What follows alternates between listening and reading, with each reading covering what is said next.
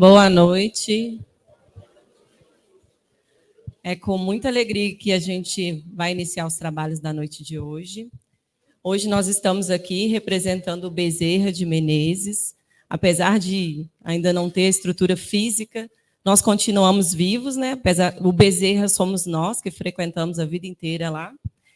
E a gente vai iniciar, teve um atraso, mas nós já vamos iniciar fazendo a nossa prece, para a gente equilibrar aí os nossos pensamentos, as nossas vibrações. Vamos fechar os nossos olhos, abrir o nosso coração, abrir os nossos pensamentos e percepção, conectar com os nossos amigos espirituais, agradecer mais uma vez a oportunidade de estarmos aqui juntos, pedindo a orientação e o amparo de todos os nossos amigos que estão aqui, desencarnados, os trabalhadores dessa casa, do movimento espírita de Cataguases e região. Agradecer mais uma vez a oportunidade de ser instrumento, de estar aqui junto com vocês. Hoje, agora e sempre. Que assim seja. E para iniciar o nosso trabalho, a gente vai ter um momento de harmonização com o nosso coral Vozes da Boa Nova.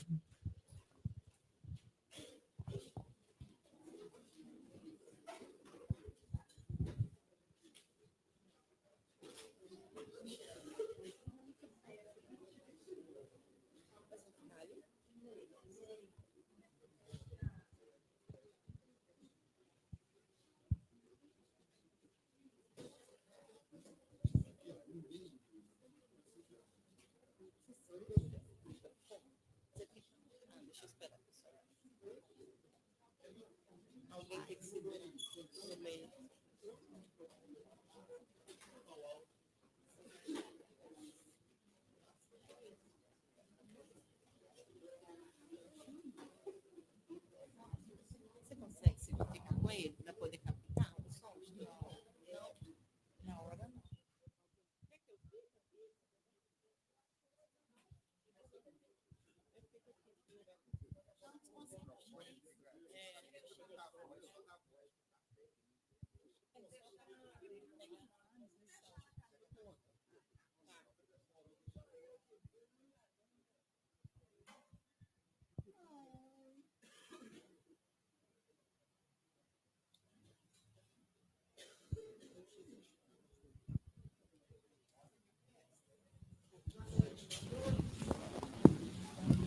Boa noite. É com muita alegria que hoje a gente veio aqui, o Coral Vozes da Boa Nova, harmonizar o ambiente antes da palestra da noite de hoje. Nós vamos cantar 3 músicas: Reflexões, Salmo 142 e Vinha de Luz. Aqui, tá certo.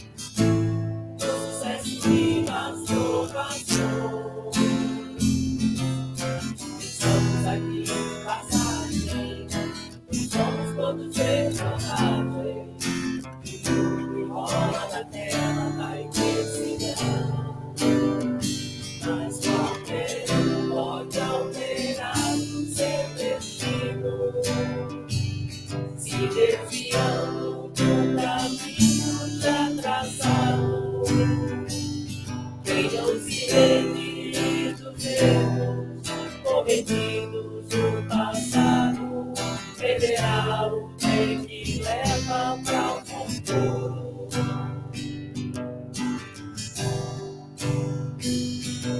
Obrigado, Senhor, pela voz a cantar, pelo dom de sorrir e chorar.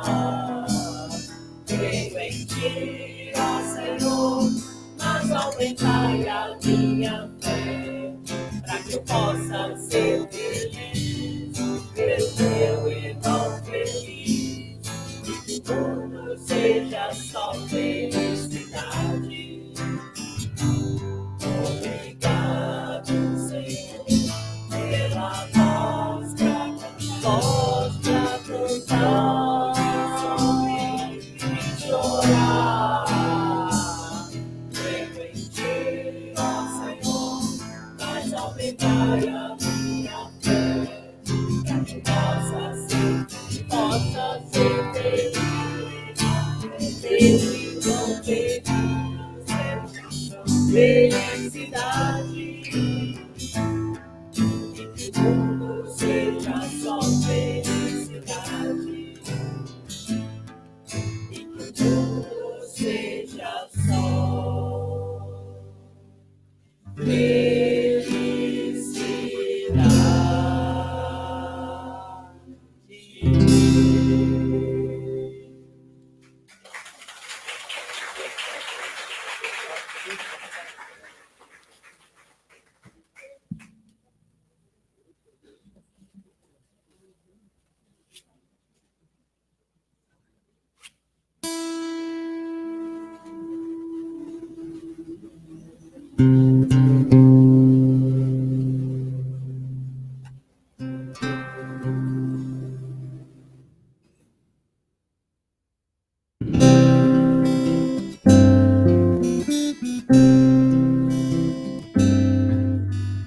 com a minha voz clamo ao Senhor, com a minha voz ao Senhor suplico, diante dele a queixar eu estou, diante dele exponho a minha aflição. Quando aqui dentro de mim esmorece o meu espírito, tu então conheces minha vereda. Põe a mão direita em mim, não há quem me conheça, não há ninguém onde me refugiar. Com a minha voz clamo ao Senhor, com a minha voz ao Senhor suplico, diante dele a queixar eu estou, diante dele exponho a minha aflição. Ó Senhor, a ti clamei, pois tu és o meu refúgio e o meu tesouro entre os viventes. Venha atende o meu clamor, estou muito abatido, livra-me do forte pecado. Com a minha voz clamo ao Senhor, com a minha voz ao Senhor suplico, diante dele a queixar eu estou, diante dele exponho a minha aflição.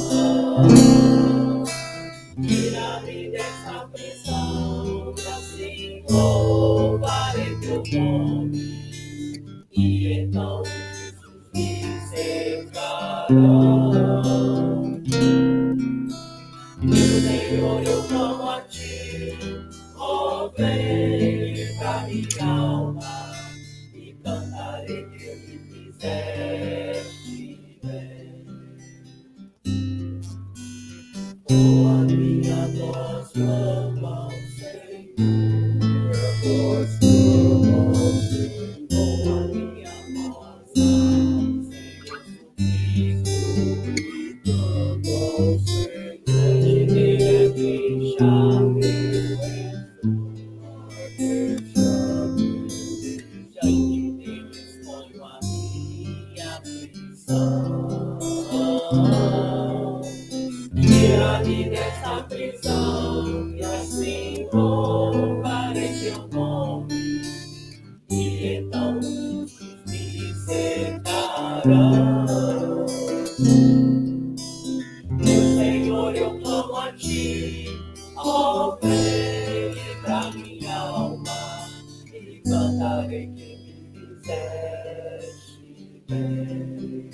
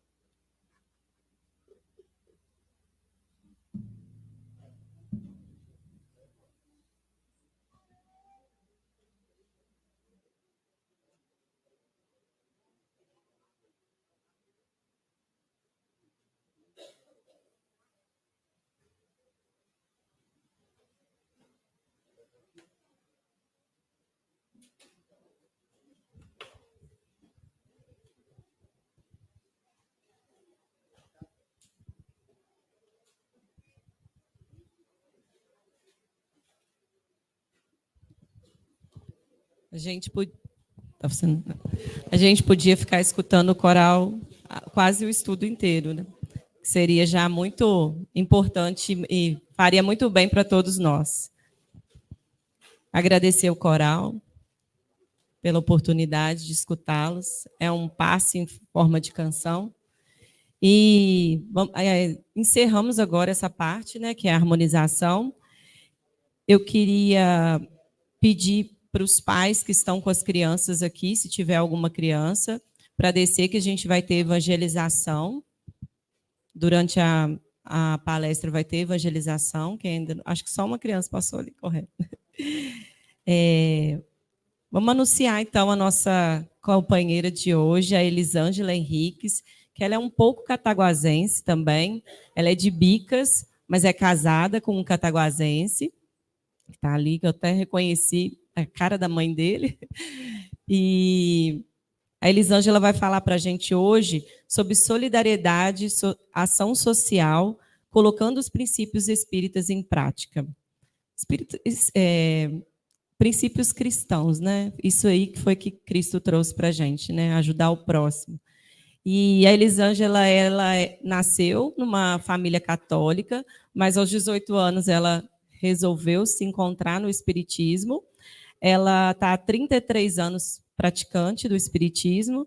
Você falou sua idade aqui agora, né? Não tem problema, não. 25 anos que ela está atuando, fazendo palestras e estudos em casas espíritas da nossa região. Ela é natural de Bicas, ela é esposa do cataguasense Richardson, mãe da Alice e frequentadora do Centro Espírita Irmã Sheila, em Guarará. Ela ama livros e cães também. Elisângela, a palavra é toda sua.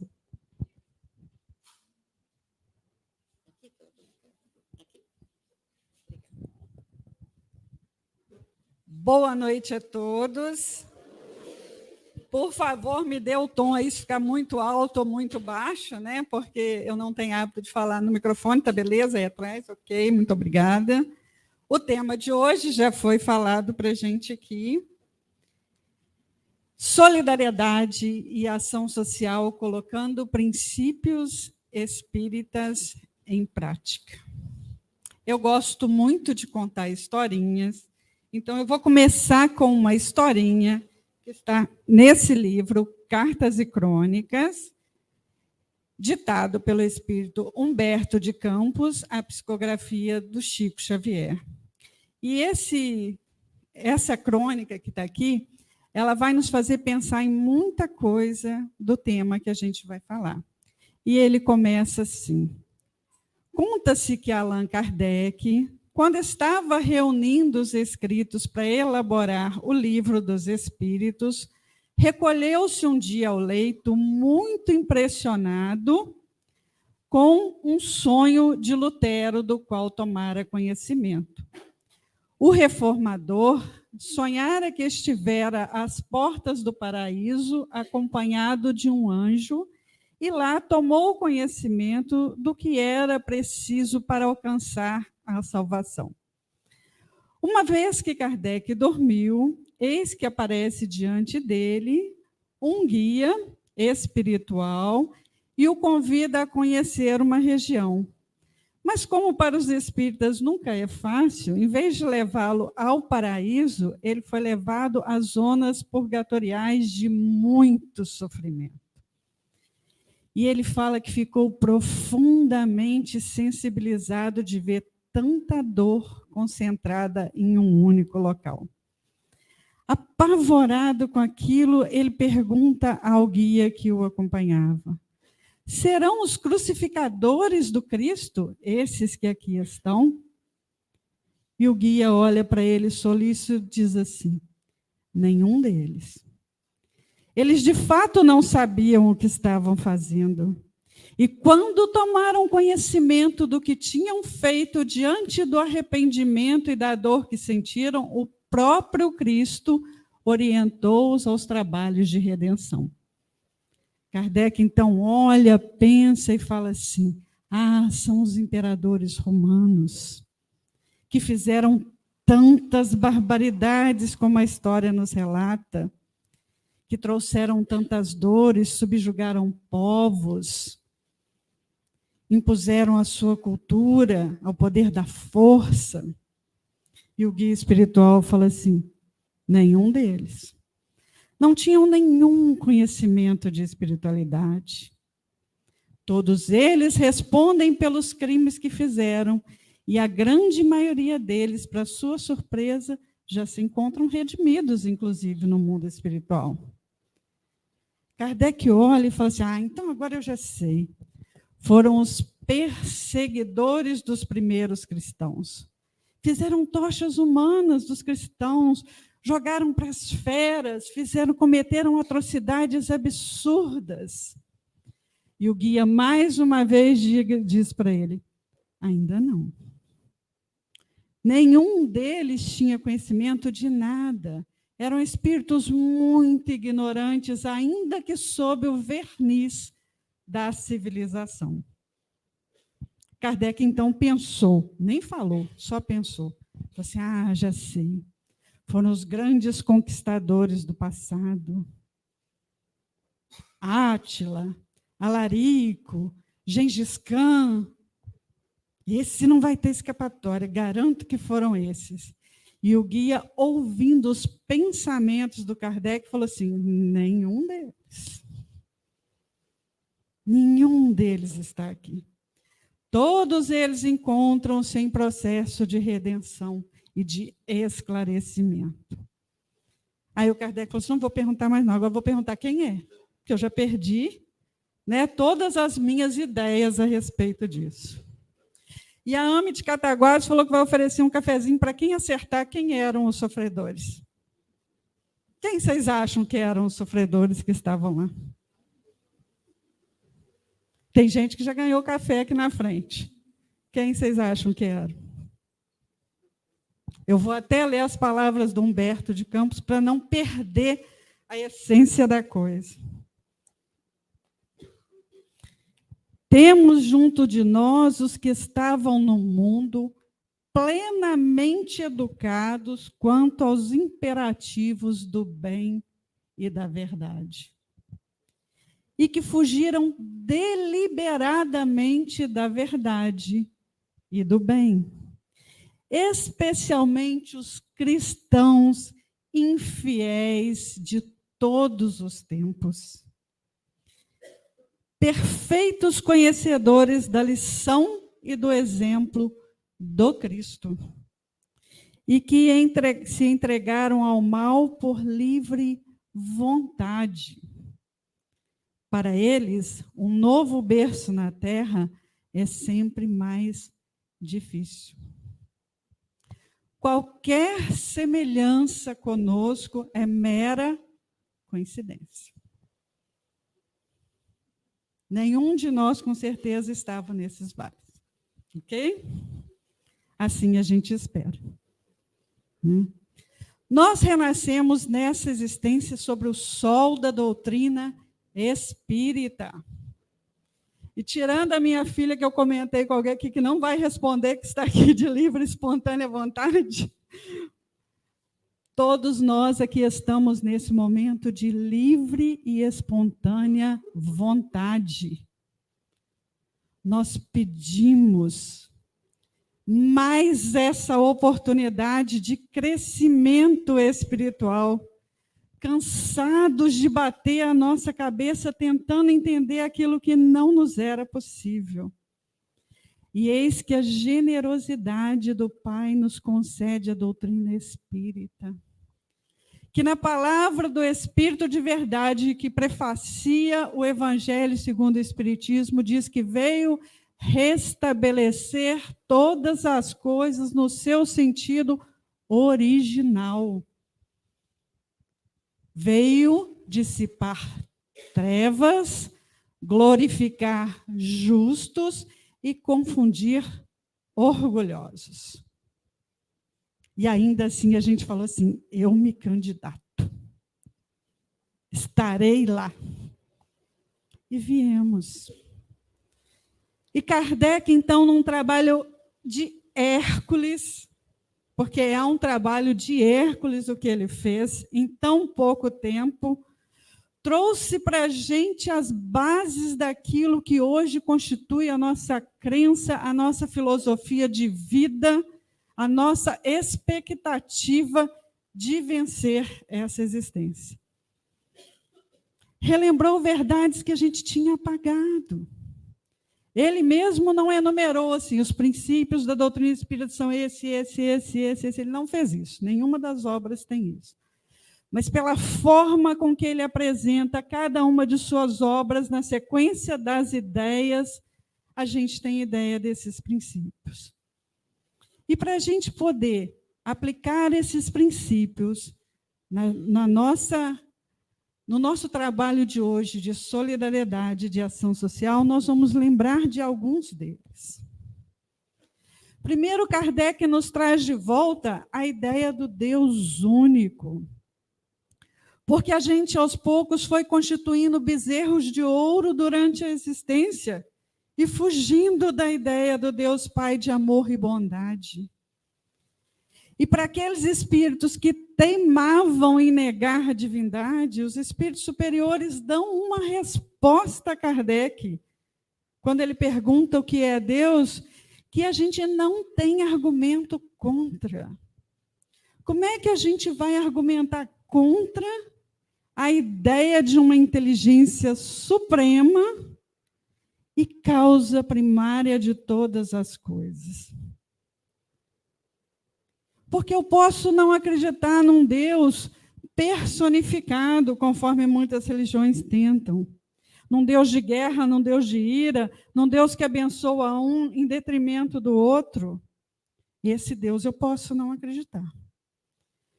Mas o Deus que os espíritos superiores nos trazem, como inteligência suprema e causa primária de todas as coisas, eu não posso negar. Kardec traz de volta o conceito de imortalidade. Quando nos prova que somos espíritos. Nós somos espíritos que usam um corpo de carne e nunca o contrário, conforme o mundo material tenta nos impor. E se a gente perceber, a gente faz coisas absurdas para manter esse corpo de carne e esquece do espírito que é imortal. E temos um amigo de Santos Dumont que falou isso num estudo uma vez, que ficou registrado, né? Meu marido vai lembrar desse caso, que eu nunca mais vou esquecer. Ele falou, sabe qual que é o nosso problema? É que a hora que o desencarne chegar, a gente vai falar assim, era verdade. Tudo aquilo que eu ouvi era verdade. Aí pode ser tarde de novo. Nós estamos caminhando sob essa luz, sem utilizar essa luz no nosso caminho. Por quê? Por que tanta teimosia? Tanta insistência em não aceitar aquilo que é óbvio, que é patente, que está diante de nós. Kardec nos traz como que funciona a vida espiritual. Porque até então, desde a mais remota antiguidade, a gente acreditava na imortalidade da alma. Tem registros históricos, né, principalmente no Egito, que se enterrava a pessoa com seus pertences, porque acreditava que ela ia sobreviver ao evento morte e ia precisar de tudo aquilo. Antes mesmo que acreditássemos num Deus único, a gente já acreditava na imortalidade da alma. Só que a gente não entendia o que acontecia. Para uns, era um sono para esperar o juízo final. Para outros, era um julgamento que já te condenava imediatamente às bem-aventuranças ou ao sofrimento. E várias ideias. Para outros, é esperar para ser ressuscitado no corpo. Várias ideias para a gente tentar entender. Aí vêm os espíritos e detalham cada uma delas. Como é que acontece? O que acontece na hora que desliga do corpo? O que acontece quando está esperando para vir? Tudo, como que se vive. E depois tem uma obra do André Luiz vasta, que é a vida no mundo espiritual, tudo, Nosso Lar, Mensageiros, Missionários, tudo ao nosso alcance. Não precisa de ninguém vir aqui falar isso, está ao nosso alcance. Mas a gente ainda insiste em negar. Kardec nos traz o princípio da evolução como determinismo. Meu marido fala assim, Deus te jogou uma praga, você vai ser perfeito, vai ser feliz, e disso você não escapa. O tempo que eu vou levar para atingir esse estado de perfeição e de felicidade depende de esforço pessoal. E os espíritos nos dizem que nem tão grande é o esforço. Mas eu não estou querendo fazer esforço nenhum. Eu estou querendo a salvação dos eleitos lá atrás. Ah, não, eu venho na casa espírita uma vez por semana, 1 hora por semana, escuto o orador falar, às vezes até dou uma cochilada quando o assunto não está legal, tomo passe, bebo água fluida, beleza, cumpri o meu compromisso com a divindade. Será que eu cumpri? E para manter o corpo material, eu trabalho 8, 10, 12, 15 horas por dia. Tem uma inversão de valores nisso aí. Kardec nos traz a lei de causa e efeito. Que delícia a lei de causa e efeito, né? Era tão bom quando a gente não sabia dela. Porque aí eu pedia perdão e estava 100% quitado. Agora não. Tem uma frase linda atribuída ao imperador Marcos Aurélio, que ficou muito conhecida no filme O Gladiador, na voz do Máximos, lá, né, que é o que se torna o gladiador, quando ele está animando o exército dele, que ele fala assim, o que a gente faz na vida ecoa na eternidade. Lei de causa e efeito. Tudo aquilo que fizermos ecoará na eternidade. Quais são os ecos que eu estou mandando para o meu espírito imortal reencontrar lá na frente? Depois eu posso falar que fui iludida, que fui enganada, que não sabia. Não posso mais. Kardec nos traz a mediunidade. Que delícia! Além dos espíritos sobreviverem, de eu saber da imortalidade da alma, eu posso me comunicar com eles. Eu posso colher da experiência deles. O livro Céu e Inferno está cheio de depoimentos na segunda parte de espíritos felizes, infelizes, endurecidos, criminosos, para que eu não precise passar por todas as experiências para atingir o fim. Porque aquele que tem olhos de ver e ouvidos de ouvir, aprende lendo o livro da vida. Quantas oportunidades a assistência social da Casa Espírita nos permite aprender. Mas a gente também vem na assistência social da Casa Espírita fazer a caridade do doar, pura e simplesmente do assistencialismo. E é esperado de nós um pouco mais. Tem casas espíritas que se vangloriam de ter a mesma família há 3 gerações recebendo cestas básicas. Gente, falhamos em algum lugar. Por que essa família não conseguiu até hoje se desprender desse assistencialismo e caminhar sozinho? Por quê? Uma vez um orador espírita de Juiz de Fora, fazendo um estudo para a gente na casa espírita, falou assim, a casa espírita que eu frequento, que não é uma casa pequena, atende 6 famílias. A gente olhou com desdém. A nossa casa é pequenininha e atende 50. Mas ele explicou. Falou assim, atende 6 famílias com escolaridade, atende 6 famílias com assistência médica, atende 6 famílias com a bolsa também, quando precisa, com assistência farmacêutica, com apoio psicológico, com orientação espiritual. São só 6. Mas a gente pega o menino pequenininho e entrega ele para a sociedade formado, para que ele ande com as próprias pernas e seja um voluntário para formar outros. E a gente fica fazendo reduto de sofredores. Fala assim, minha casa tem de 50, a minha tem de 150. Não, eu vou cortar fulano que está recebendo na outra casa também. Que isso? Isso é jeito de lidar. Isso é assistência social espírita? Não. Isso são princípios espíritas aplicados à assistência social? Não. Mas a gente acha que é.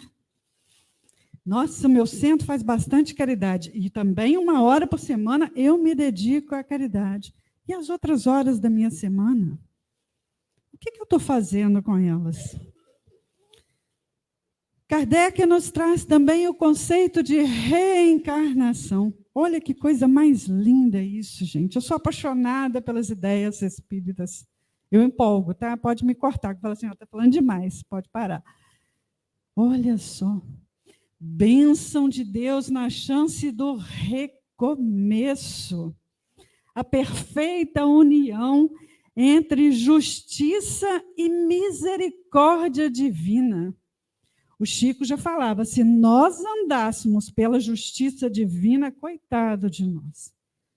Mas nós andamos pela misericórdia divina. Porque a gente, quando está no mundo espiritual, empolga. Nossa, eu fiz mal a todo mundo que está desse lado aqui. Vou resgatar um por um nessa vida. Aí eles falam assim, menos. Aí eu falo assim, então vou ficar só com a metade por enquanto. Aí eles falam assim, menos. Uns 20. Menos. Porque sabe que eu ainda não tenho condição de dar conta de tudo. Então, nos permite parcelar. É uma moratória que a gente recebe. E olha que às vezes eu encarno e não dou conta de um. A hora que ele me espeta, eu falo, deixa para a próxima que nessa não dá. Ué, que próxima? Sabe-se o trabalho que a espiritualidade teve de nos juntar, de nos trazer aquela situação para que a gente pudesse vencer ali, de transformar velhos ódios em amores profundos. Porque pensa na reencarnação assim. Eu ouvi isso também de um orador. Eu adoro os cacos assim que vêm da cor.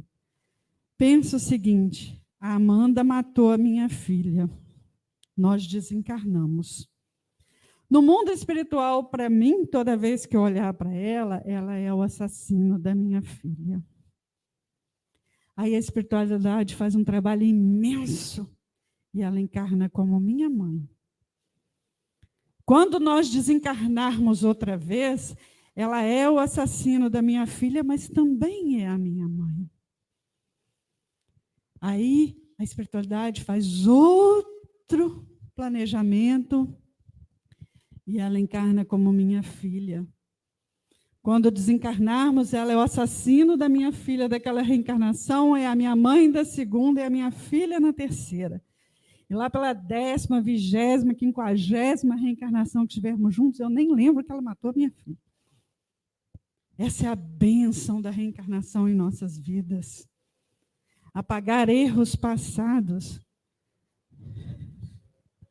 Sim, né? Tem lá no Evangelho, meu marido adora isso, no Evangelho não, na Revista Espírita, uma mensagem do Espírito Lacordaire, que ele fala sobre a chave do céu, que quando a gente tiver dúvidas, ele chama a caridade de chave do céu.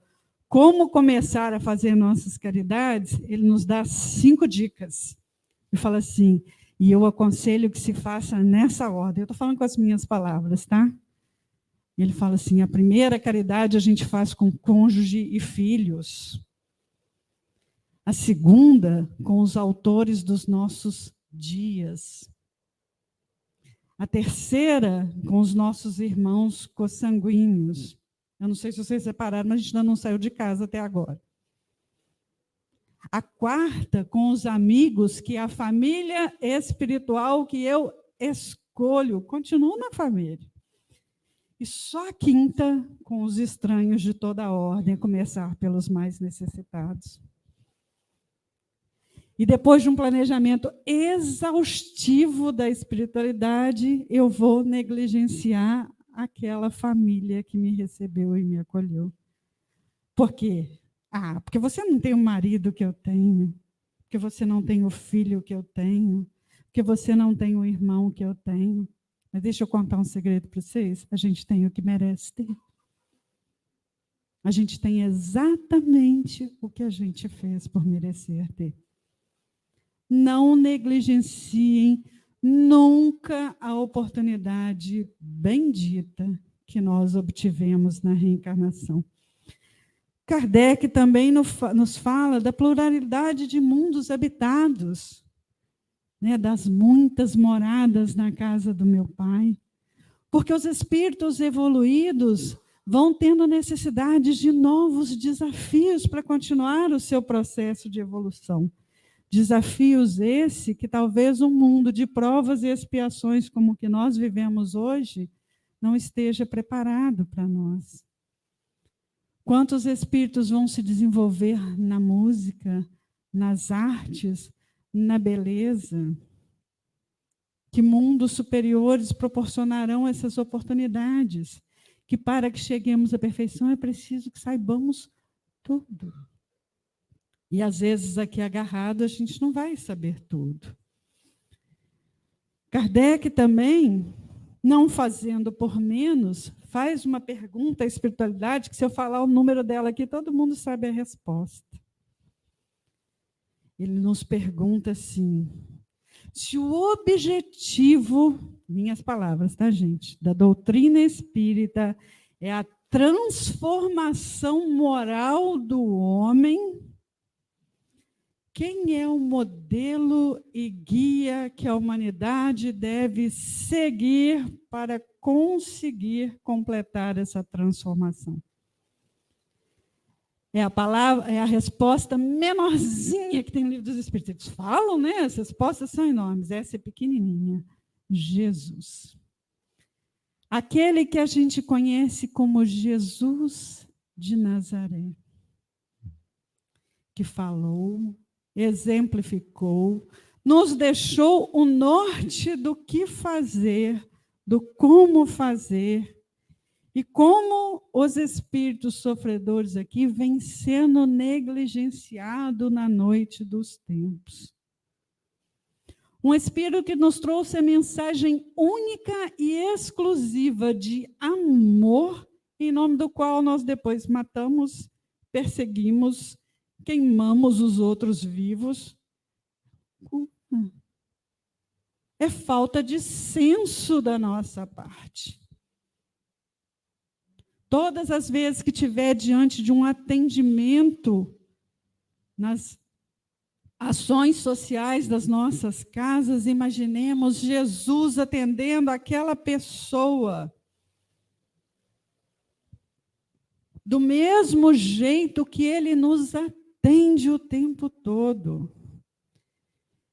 Quem acha que o maior sacrifício de Jesus foi morrer na cruz? Não, o maior sacrifício de Jesus é ser um espírito puro. Há 4,5 bilhões de anos atrás já era puro, conforme nos diz Emmanuel no livro A Caminho da Luz. Ele já fazia parte da comunidade dos espíritos puros. É um espírito puro, de alta envergadura, governador espiritual do planeta. Renascer aqui. Só para que a gente tivesse um modelo e um guia. Modelo é algo para ser copiado. Estamos copiando Jesus, gente? Pode só pensar, não precisa responder, não. Estamos aceitando o caminho traçado pelo guia Jesus? Jesus falou com Pedro assim: te levarei por lugares onde não queiras ir. E nos leva também por lugares onde a gente não quer ir. Porque o importante para ele é que a gente se realize enquanto espírito. Ele não olha para a gente e vê a pessoa, o corpo que está aqui. Ele olha para a gente e vê o espírito imortal, dotado de todas as potencialidades. Porque nós podemos tudo. Ele disse: vós sois deuses. Ele disse: brilhe a vossa luz. Aí a gente acrescentou por conta própria assim: brilha a minha, mas apago a do outro para eu resplandecer mais. Quantas vezes eu tenho apagado a luz dos outros pela inveja, pelo ciúme, pelo medo, inclusive, da concorrência, né? Nossa, fulano se destaca mais do que eu no movimento espírita, vou arrumar um defeito para ele, né? Assim. O que nós estamos fazendo da mensagem? Essa é a terceira vez que a divindade se revela a nós. O que nós fizemos da primeira mensagem lá atrás? Enxertamos 1 milhão de leis diferentes, misturadas, humanas no meio, e perdemos a essência. Aí veio Cristo e reformulou tudo, para que a gente não se perdesse. E o que a gente fez 2000 anos depois? Bagunçou o negócio todo de novo. Essa é a terceira vez que eles vêm para restabelecer as coisas. É isso que ele falou lá? O Espírito de Verdade, no capítulo 6 do Evangelho segundo o Espiritismo, fala uma frase linda que fala assim: estou tocado de compaixão por vós, que vendo a luz tombam no abismo do erro, para não estender mão segura. E completa: todas as verdades estão no cristianismo. Os erros são responsabilidades nossas. Ainda fala assim: espíritas, amai-vos, instruí-vos, buscai algo mais. Aí a gente quer ficar brigando e batendo cabeça de novo. Eu já ouvi até falar que Kardec está ultrapassado. Na minha modesta opinião, eu vou dizer para você assim: Kardec é um incompreendido. Mas ultrapassado? A gente não conseguiu entender a mensagem ainda. Continuamos batendo cabeça. Como é que fala que está ultrapassado? Kardec, muito inteligente, né? Eu falo que é o espírito mais inteligente que veio no planeta depois do Cristo, porque respostas inteligentes vêm de perguntas inteligentes. Na Revista Espírita de setembro de 1858, logo no iniciozinho da doutrina espírita, ele fala que a propagação da doutrina espírita passaria por 4 fases. Eu tenho uma cola, tá, gente? Bonitinho que eu estou olhando aqui. Primeira fase da curiosidade. Espíritos batedores, fazendo barulho nas paredes, mesas girantes, porque nós precisávamos impressionar os nossos sentidos para despertar para coisas, senão a gente ia continuar do jeito que estava. Estava tudo certo, tudo bem, tudo tranquilo. Na segunda fase, ele ainda coloca assim: na que estamos vivendo, ele escreveu isso em 1858, seria a fase da observação, onde seriam retiradas as ideias filosóficas daquelas comunicações e o espírito se firmaria como ciência, o espiritismo se firmaria como ciência.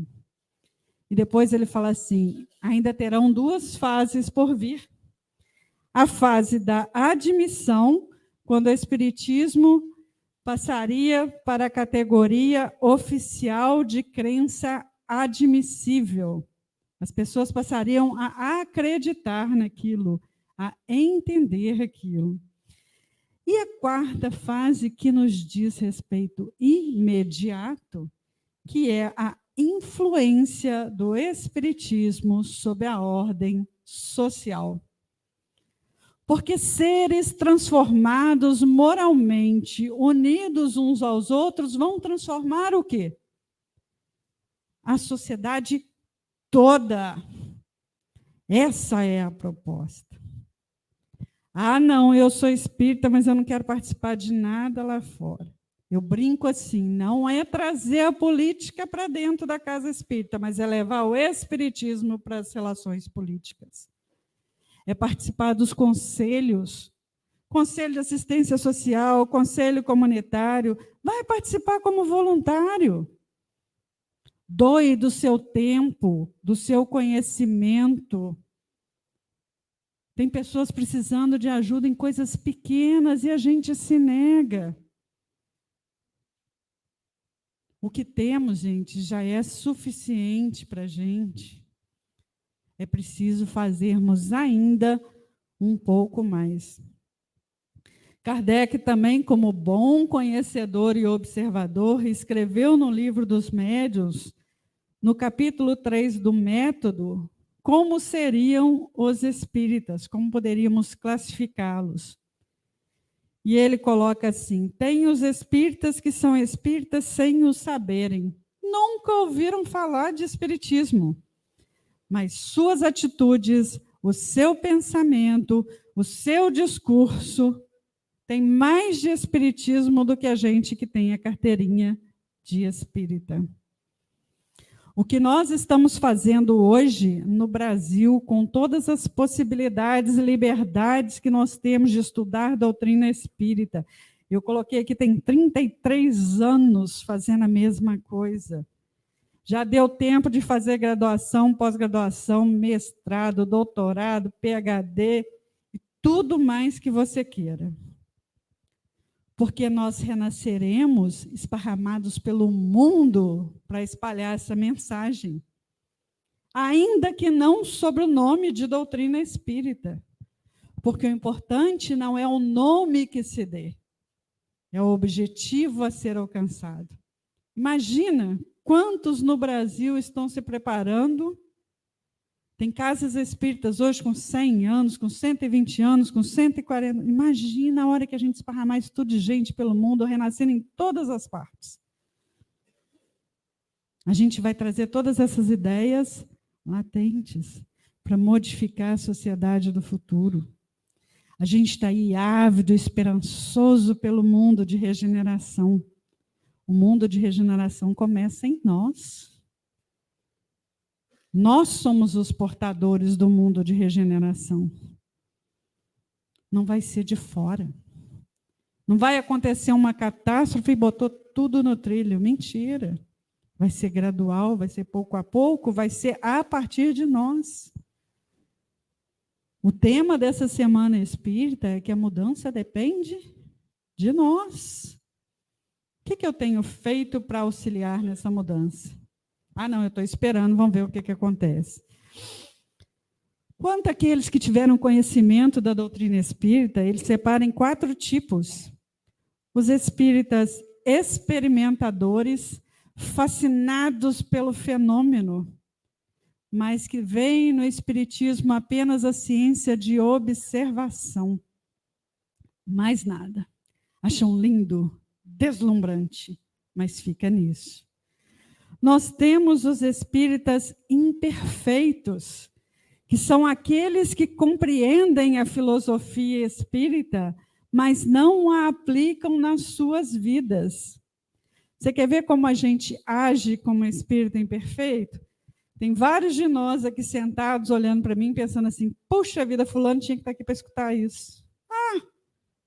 Olha o espírito imperfeito. Usando a doutrina espírita para o outro, quando devia estar usando para si. Eu estou aqui agora, eu estou falando, eu estou ouvindo, eu estudei esse tema, quem precisa disso sou eu. Aí eu acho que é o meu vizinho. Nossa, fulano tinha que estar aqui para escutar umas coisas dessas. O meu marido, o meu filho, o meu pai ou minha mãe. Nós temos os espíritas exaltados. Esses o Kardec classifica como mais nocivos ao movimento do que favoráveis a ele, porque ele empolga. Aí ele acha que ele tem que converter a cidade inteira. Não respeita. Ele acha que na assistência social, quando ele ajuda um assistido, ele tem que se converter à doutrina espírita. Quem falou? É isso que é proposto para a gente? São os exaltados, enlouquecidos, ansiosos. E tem, por último, os espíritas cristãos, que são aqueles que entendem a mensagem, assimilam a filosofia, aplicam as suas vidas, corrigem os seus defeitos, ao ponto do Kardec colocar lá, né? Reconhece-se o verdadeiro espírita pelo esforço que faz em domar as más inclinações. Olham para si antes de olhar para o outro.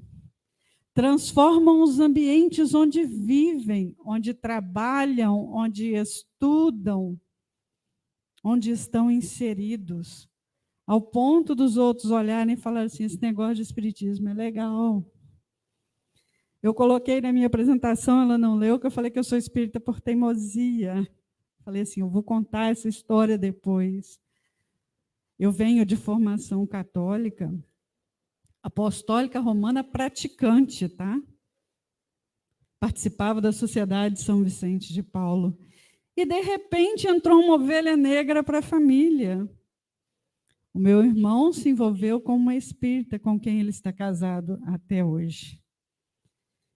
E o meu irmão passou a ler, estudar, montar palestras. E eu olhei aquilo e falei assim, gente, o feitiço desse troço é bom mesmo. Porque conseguiu tirar ele da inércia. Ele tinha 17 anos na época. E eu olhei e falei assim, não pode. Tem alguma coisa errada nisso. Olha o preconceito que a gente traz conosco. Aí um dia, conversando com a minha cunhada no almoço de família, ela falou assim, você discute muito, mas não conhece nada. E eu fiquei indignada com aquilo.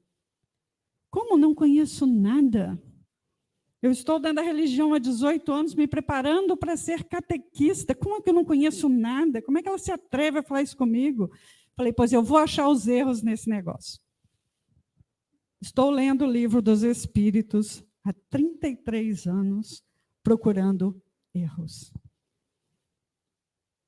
Talvez um dia eu ache, mas ainda não achei.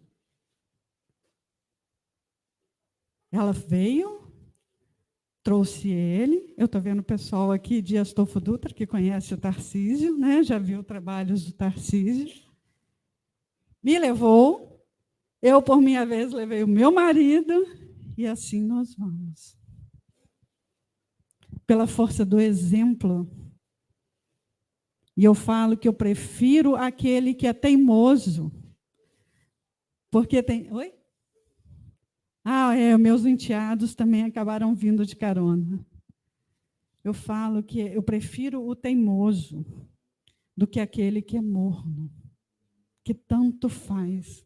Porque aquele que teima, na hora que ele se convencer, ninguém mais vai tirar ele do trilho. Admiro pessoas que são teimosas e resistentes nas suas fés, independente da crença religiosa. Eu conheço pessoas católicas que são pessoas excelentes, pessoas evangélicas que são pessoas excelentes.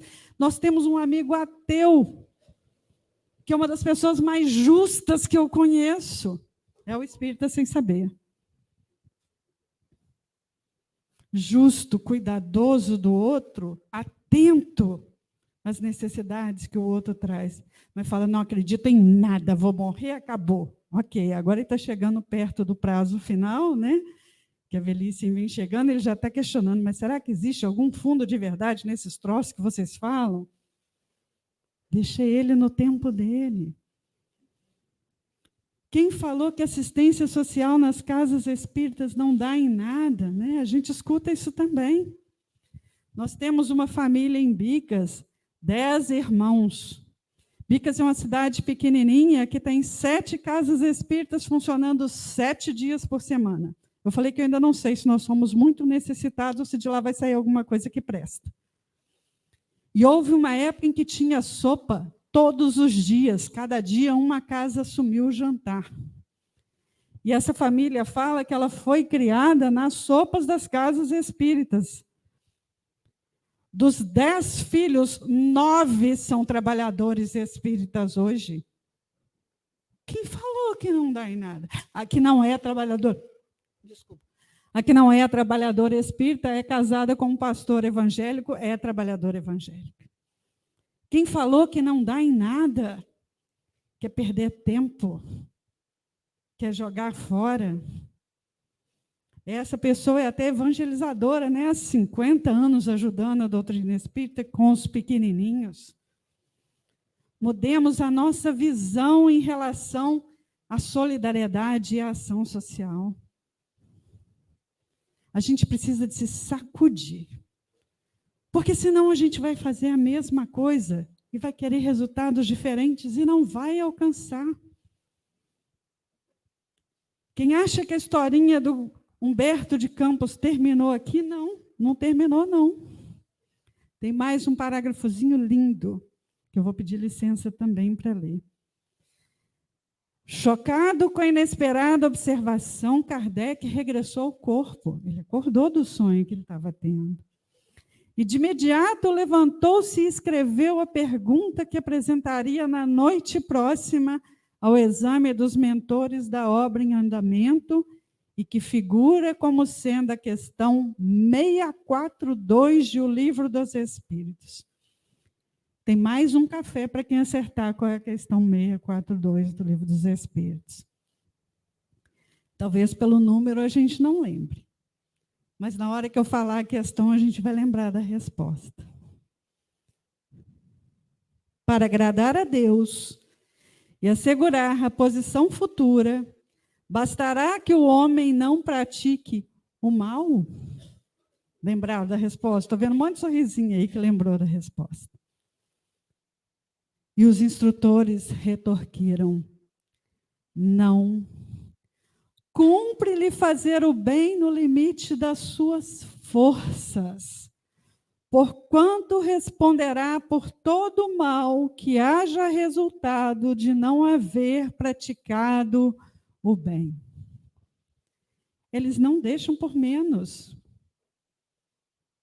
Tem umas palavras atribuídas ao Raul Teixeira, onde ele diz que espiritismo não é para quem quer, é para quem aguenta. Porque espíritos superiores não passam a mão na nossa cabeça nunca. É cada vez pior. É cada vez mais intenso. E quanto mais você estuda, mais você descobre que precisa entender, aprender e praticar.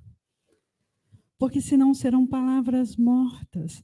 E os princípios espíritas vão repousar tranquilo e calmamente, e a gente não terá feito nada. Tudo no mundo é solidário. A revelação espírita é solidariedade do mundo superior para conosco. Sejamos nós, por nossa vez, solidários entre nós, solidários para com o outro, para que a gente não perca a chance. Quando Kardec anuncia que fora da caridade não há salvação, não há. E a gente fica tentando burlar a forma de fazer caridade. O nosso modelo e guia disse lá atrás como é que devia fazer, não falou? O Filho do Homem virá e separará as ovelhas dos bodes, não está assim lá? E dirá àqueles que estão à sua direita: vinde a mim, vós que alimentastes quando eu estava com fome, me vestiu quando eu estava nu, me visitou quando eu estava doente, preso. Mais ou menos nessa linha. A gente também tem conhecimento desse texto. A receita está aí. inteirinha, prontinha, roteiro pronto. E quando a gente tinha dúvidas e falava assim, não entendo o que eles querem dizer com essa mensagem cifrada dos evangelhos, a doutrina espírita veio e abriu isso como um leque. Emmanuel fez um trabalho gigantesco, versículo por versículo do evangelho. Está aí, para quem quiser. E o que a gente está fazendo da mensagem? Quando Kardec fez a viagem espírita, conhecendo as casas espíritas fundadas na França, ele esteve numa cidade chamada Bordeaux, e ele relata na Revista Espírita de novembro de 1861 essas viagens. Quando participava dos jantares, junto com os membros das sociedades espíritas, eles discursavam, Kardec discursavam, eles discursavam. E tem o discurso de um desses membros da Sociedade Espírita de Bordeaux, que eu trouxe para nós um trechinho. É o discurso do senhor Disquerot, acho que é assim que lê, porque eu não sei francês. Em nome do grupo de operários de Bordeaux. E esse senhor, ele elenca 4 deveres que temos para com a doutrina espírita. Dever, primeiro, número 1, de submissão, onde devemos escutá-la com docilidade. Desarmem-se, gente.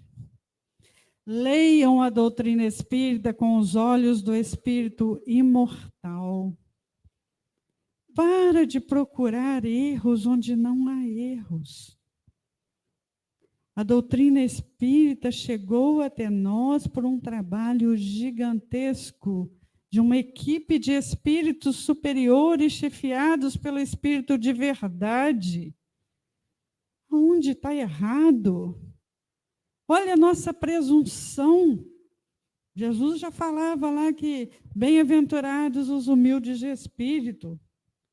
A nossa presunção de querer ser mais do que um grupo de espíritos superiores que tiveram todo um cuidado em elaborar aquilo que chegou até nós.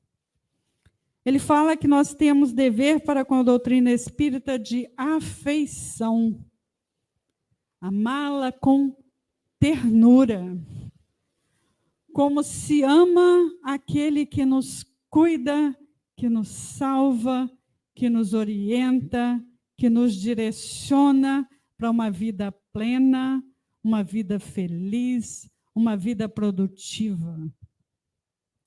Nós temos o dever para com a doutrina espírita de zelo, defender seus interesses com ardor. Nós estamos enxertando uma quantidade de coisas na doutrina espírita que não tem nada a ver com a mensagem original, muitas vezes até de boa fé, mas fugindo da mensagem original. A casa aqui tem todos os livros básicos. Se dediquem a conhecê-los. Aos poucos, é pesado, é cansativo, é grande, mas se dediquem a conhecê-los. Para que a gente não misture as ideias. E, com isso, perca esse cuidado com a doutrina e passe para frente mensagens que não pertencem a ela como verdadeiras perfeições, que não são. A gente tem o dever da prática. O que é o dever de prática da doutrina espírita? É honrá-la com as nossas obras. Porque é importante que a doutrina espírita deixe um legado para a humanidade. Essa é a nossa oportunidade. Essa é a nossa vez de atuar. Voltando ao que eu falei no início, nós pedimos, nós imploramos a possibilidade de vencer a nós mesmos, os nossos desatinos, nos nossos medos, nas nossas angústias, no nosso remorso. A chance foi nos dada. O que nós estamos fazendo dessa chance? A gente precisa pensar mais sobre isso. Qual é o meu compromisso pessoal hoje com a doutrina espírita? Deixar morrer a mensagem? É isso? Ou propagá-la? Não como o exaltado que ele colocou, que faz mais um desserviço do que com o serviço, mas pelo exemplo, pelo trabalho. Quantos de nós seremos o único evangelho que algumas pessoas vão ler?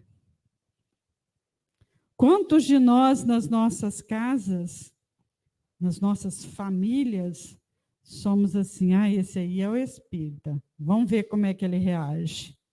E nos testam. São os nossos auxiliares, e a gente acha que são os nossos adversários. E é engraçado que se você reage mal, fala assim, o espiritismo não está te ensinando nada. Se você deixa passar alguma coisa, fala assim, o espiritismo está te fazendo de bobo, está se tornando bobo. Ninguém está satisfeito nunca. Mas está norteado pelos princípios espíritas? Está atendendo a tudo aquilo que a gente falou, que a doutrina espírita nos preceitua? Estamos lidando dentro da nossa casa com espíritos imortais? Estamos lidando com o outro na via pública como espíritos imortais? Ou a gente é espírita dentro da casa espírita? O palestrante Haroldo Dutra Dias conta um caso engraçado, que ele estava levar o filho na escola e levou uma fechada no trânsito, daquelas assim de quase bater.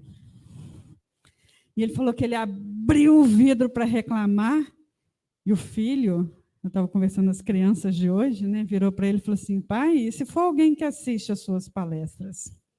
Ele, fechei o vidro. Porque nós somos, às vezes, pegos em coisas pequenas, no dia a dia. A gente está esperando provas grandes, né? Não, se acontecer isso comigo, eu vou agir assim, eu vou agir assado, eu vou fazer isso, eu vou fazer aquilo. Aí vem alguém, pisa no nosso calinho pequenininho, aí eu vou estourar de uma vez só. A prova era o calinho, não é o grande. Às vezes, se fosse o grande, a gente até venceria. Mas como foi aquela espinhazinha assim, pequenininha?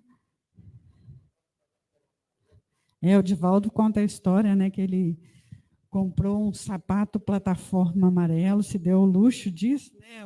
Alguns já conhecem essa história. Pagando em 60 meses, mas era um luxo magnífico. E entra dentro de um ônibus em Salvador, naquele horário máximo, né, de gente apinhado, e uma criatura de 2 metros de altura por 2 de largura pisa no pé dele, ainda roda-se em cima do sapato. Ele, meu Deus, não paguei nem a primeira prestação. E eu estou assim, o de baixo é meu, né? Doido para falar com ele. E aquele homem era uma pessoa que sofria, que saía para trabalhar e deixava a esposa amarrada dentro de casa num processo obsessivo absurdo. E o Divaldo, conversando com ele, ele fala assim, eu sou doido para comprar a briga e alguém me matar e me tirar desse sofrimento. O pisão no sapato foi um pedido de socorro. Espizinhar os nossos calinhos muitas vezes é pedido de socorro. Mas a gente quer que a criatura se humilhe. Que ela chegue aqui arrastando para pedir. Sensibilidade para com os problemas dos outros.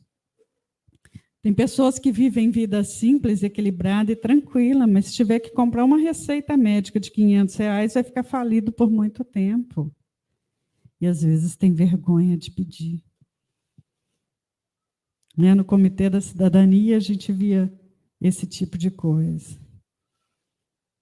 Mas a gente quer que a pessoa venha se humilhar e pedir. Aí a gente vai usar a doutrina espírita consoladora que a gente conhece, falar assim, você deve ter esbanjado muito no passado, é por isso que te falta nessa.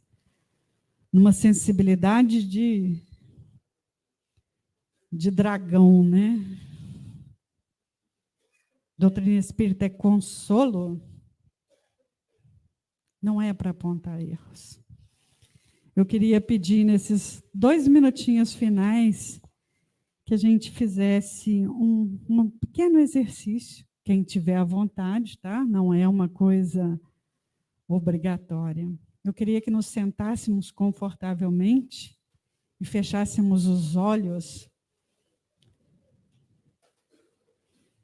respirássemos profundamente e nos víssemos diante de uma praia onde um homem de túnica e cabelos esvoaçantes ao vento, de uma beleza inimaginável, chamado Jesus de Nazaré, se aproximasse de nós, olhasse nos nossos olhos e falasse ao espírito imortal que somos: o que fazeis de diferente?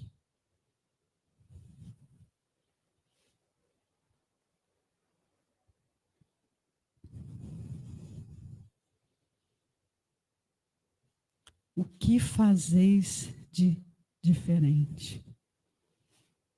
Quando estiver diante de alguém em necessidade, lembra desse olhar do Cristo e dessa pergunta que ele nos faz: o que faremos de diferente? O que todo o conhecimento espírita, os princípios espíritas, o cuidado da doutrina espírita faz para que possamos fazer algo diferente?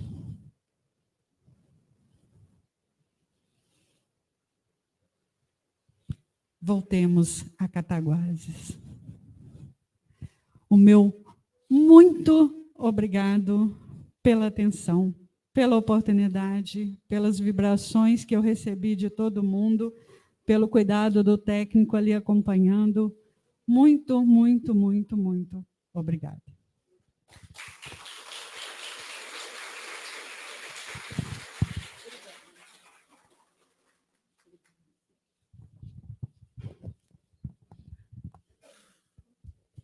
Fiquei até sem palavras no final. Agradecer, Elisângela, pela oportunidade, pelos ensinamentos, por tudo que você trouxe para a gente, pela leveza que você trouxe essa mensagem. E eu lembrei, você falou de casos, né? Eu lembrei de uma frase que eu já escutei várias vezes, e eu sempre falo, quando uma pessoa reclama assim, uma pessoa está pedindo aqui de novo, eu falo assim, agradece que você está na posição de doar e não de pedir, né? Pode inverter. Muito mais rápido que a gente imagina. Eu quero falar do tema de amanhã, né, para convidar vocês. Amanhã a coordenação é da Casa Paz, Luz e Amor, e o tema é consciência ambiental e sustentabilidade. O espírita como guardião do planeta. O mais bonito também de todas as palestras que a gente está acompanhando são a conexão que elas fazem e as falas, né, que vão sendo conectadas. Você falou coisas que eu escutei na segunda-feira também. Muito bom isso. Vamos fazer a prece. Você quer fazer? Vamos fechar os nossos olhos, abrir o nosso coração para absorver todas as energias e todos os ensinamentos da noite de hoje. Cada um de nós está aqui com um propósito, que possamos colocar o nosso propósito em prática. Às vezes a gente se prende em situações grandiosas, mas deixamos de dar o passo pequeno no caminho de Jesus. Ele nos trouxe o ensinamento maior, que é o amor e a caridade. Que nós possamos seguir esses ensinamentos. Agradecer mais uma vez a espiritualidade amiga, trabalhadora dessa casa e de todas as outras casas que se encontram aqui.